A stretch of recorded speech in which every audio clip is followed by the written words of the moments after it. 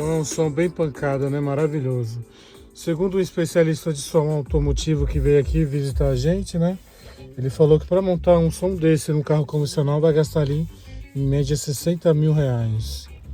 Então é um som maravilhoso, hein? Valeu, obrigado, até a próxima.